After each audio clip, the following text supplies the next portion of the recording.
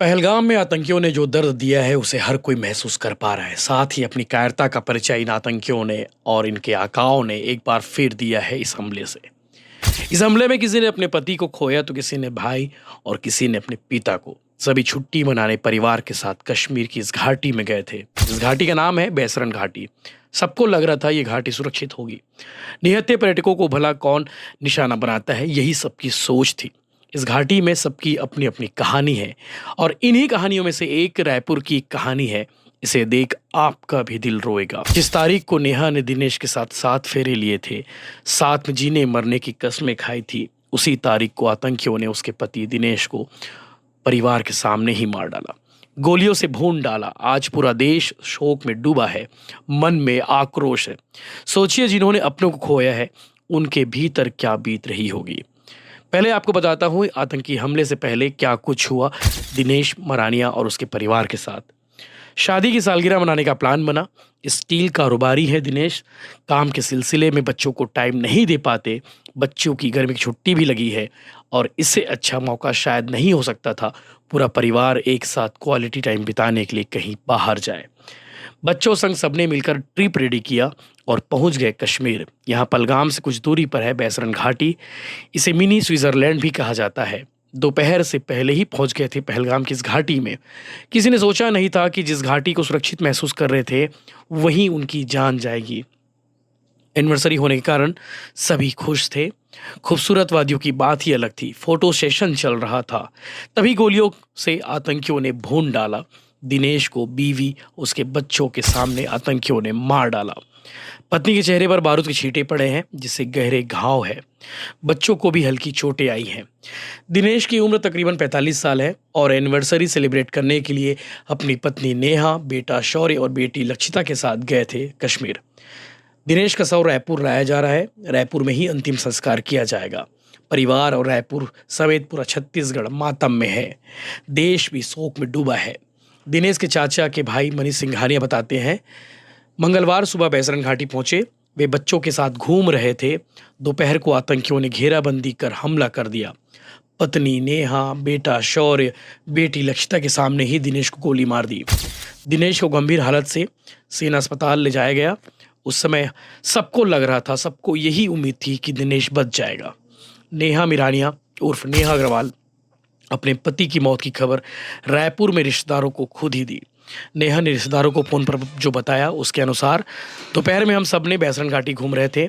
अच्छा लोकेशन देखकर दिनेश बच्चों के साथ फोटो ले रहे थे। वहाँ चारों ओर और भी लोग मौजूद थे।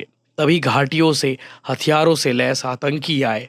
पहले तो हम समझे कि वो कौन लोग हैं।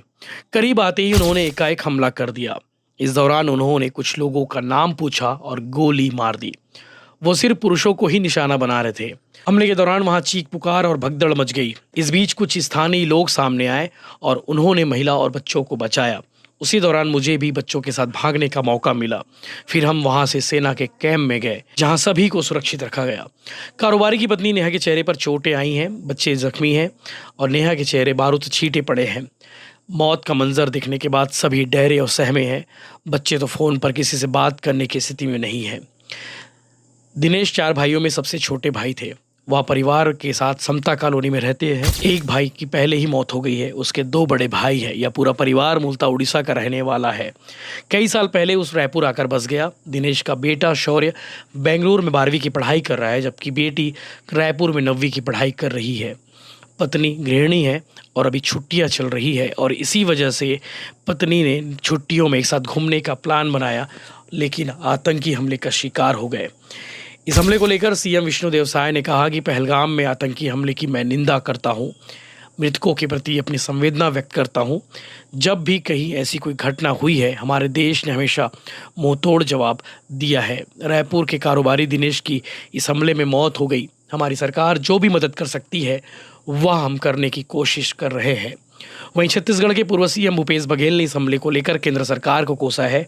उन्होंने गृह मंत्री अमित शाह से इस्तीफा मांग लिया और हिंदुओं की हुई इस मौत के लिए जिम्मेदार कौन, ये सवाल भी उन्होंने पूछ लिया है। जिस तरह से ये आतंकी हमला हुआ है, इसकी जितनी निंदा की जाए कम है। ये आतंकवादियों का कायराना हरकत है और जिस तरीके से घटना को अंजाम दिया गया, पूछकर चिन्हित कर मारा गया, ये अत्यंत दुर्भाग्यजनक है। और आज पूरा देश इस घटना से स्तब्ध है। देश में प्रधानमंत्री माननीय नरेंद्र मोदी जी के नेतृत्व में सरकार बनने के बाद सरकार ने जिस प्रकार से देश में आतंकवाद, अलगाववाद और नक्सलवाद को समाप्त करने का जो बीड़ा उठाया है और आज ये ताकतें अपनी अंतिम सांसें गिन रही है, ये कायराना हरकत है। इसकी जितनी निंदा की जाए कम है। हमारे रायपुर के भी दिनेश मिरानिया जी की भी शहादत इस घटना से हुई है। सभी मृतकों को मैं अपनी विनम्र श्रद्धांजलि अर्पित करता हूं, परिजनों के प्रति अपनी सहानुभूति प्रकट करता हूं। राज्य सरकार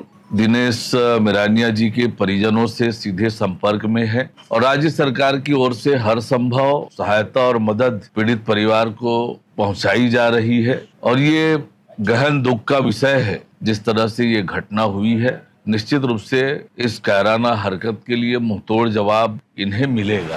पहलगाम में जो आतंकी हमला हुआ उसमें हमारे छत्तीसगढ़ के एक व्यापारी भी उसमें उसकी मौत हुई है और करीब 75 लोग फंसे हुए हैं छत्तीसगढ़ के।